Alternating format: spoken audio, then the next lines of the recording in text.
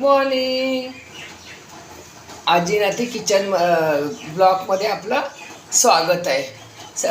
असाच सगळ्यांचा दिवस आपला आनंदाने सुख समृद्धीचं जावे हीच ईश्वराची प्रार्थना. आता माझी मी सकाळची सुरुवात केलेली आहे. सगळे गेले, रियांशी पण क्लासला गेली. मी आता चहा पिते. दूध काढले, दूध पण नाही आहे.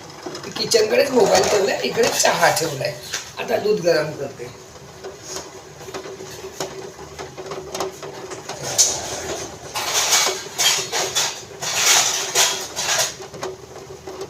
गरम करायला टोप नाही.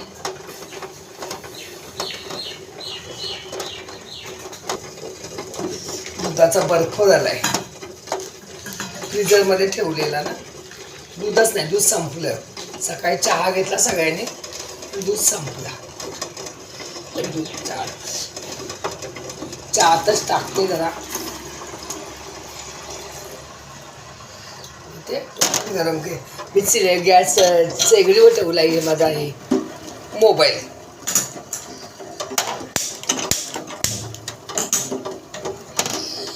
तर मी चहा पिते, चहा घेते. तर चहावर काय खायचं, आमचा फराळ पण संपला. म्हणजे अभिषेका बोलते आई फराळ संपला, शंकरबाय संपल्या. हे बघा काहीच नाही, डबे रिकामे झाले. पाहुणे एवढे की माझं काय राहिलंच नाही, सगळं संपलं.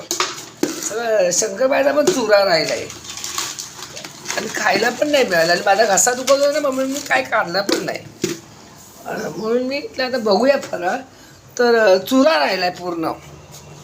पाहुणे आले, याला त्याला आपण पुढे करतो, त्याच्यामुळे काय फराळ राहिलाच नाही, सगळा संपला आहे. आता बघते काय काय घेते ते. हे बघा शंकरपाळ्या घेतल्या आहेत आणि थोडासा चहा घेतला आहे. काय खाणार नाश्ता. मी शंकरपाळ्या ना ऐवजी रव्याच्या केल्या.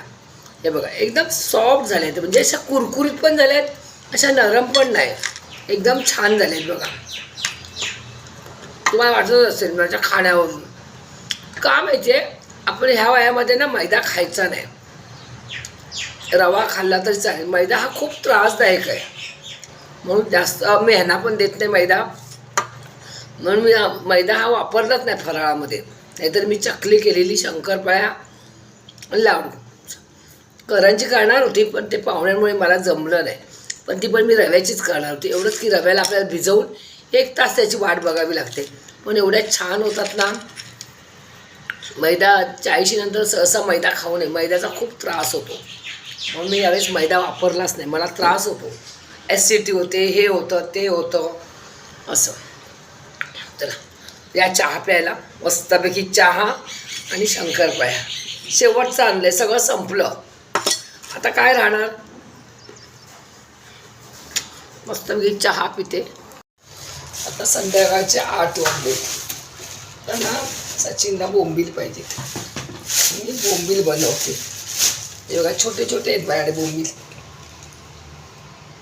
ते कापायचे, भाजायचे असेच कांदा टोमॅटोमध्ये आणि जर तव्यावर भाजायचे, मग त्याला वास येत नाही. कापले ना की त्याला वास येत नाही. तर भाजणार पाण्यात थोडी भिजत टाकायची असे. म्हणून चटणी आपण कांदा टोमॅटोमध्ये बनवतो ना, एवढे बारीक पाहिजेत बोंबील. त्याला जाड नको. जाड असेल तर त्याचे 2 भाग करावे लागतात भिजल्यानंतर. म्हणून मी बारीकच घेते घेताना.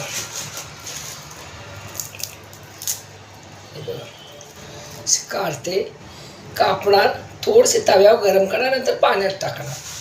तव्यावर गरम केले ना की त्याला वास येत नाही कोणत्याही मच्छीला. ह्याला कसं ओले बोंबील सुकवलेले असतात ना, त्याला वास येतो. कधी पण भाजायची सुकी मच्छी, थोडी गरम करायची. तर म्हटलं आता भाजी बनवते. म्हटलं यांना बघते. आता माझा मोबाईल संध्याकाळी चहा पाण्याचं नाही दाखवलं. चहा केला आणि रियांशीला खाली आणायला गेली. माझं रुटीन चालूच असतं. रियांशीची बस आली, रियांशीचा क्लास, हे ते सगळं चालू असतं दिवसभर. खाली बिल्डिंग खाली तिची बस येते. हे बघा एवढे बारीक बोंबील घ्यायचे आणि रस्सा वाढवायचा असेल तर थोडे जाडे चालतात.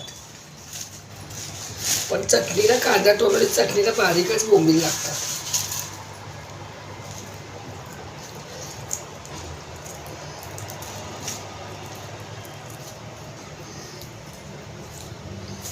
बस झाली. एवढे बनवणार.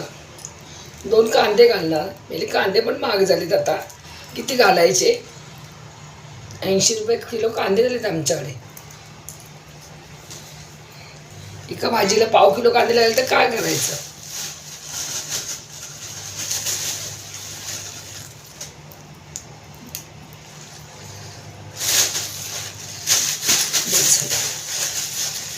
त्याला एकट्यापुरती पाहिजे. आम्ही सगळे व्हेजवाले होतो. आम्ही नॉनव्हेज खात नाही. त्याला मी भरून ठेवते सुकट, बोंबील, बारीक सुकट, बाकी काही नाही. असं जरा असेल ना वाराला द्यायचं आपलं जरा असं करून.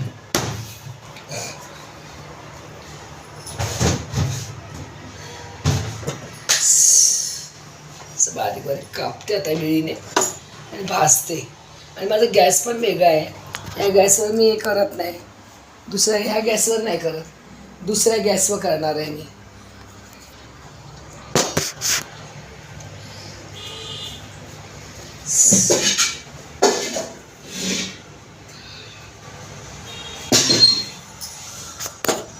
हे बघा या गॅसवर बनवणार.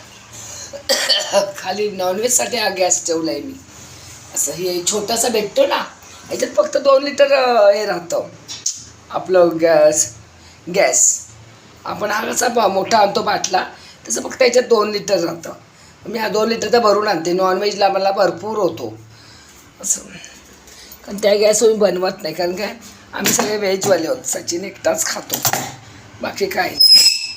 चला आता मी आता माझ्या रुटीन भाजी बिजी बनवते. मी म्हटलं यांना मी दिवसभर सकाळी काढला तेवढाच, रात्री काही काढलाच नाही. असाच माझा व्हिडिओ बघत राहा. चला बाय बाय.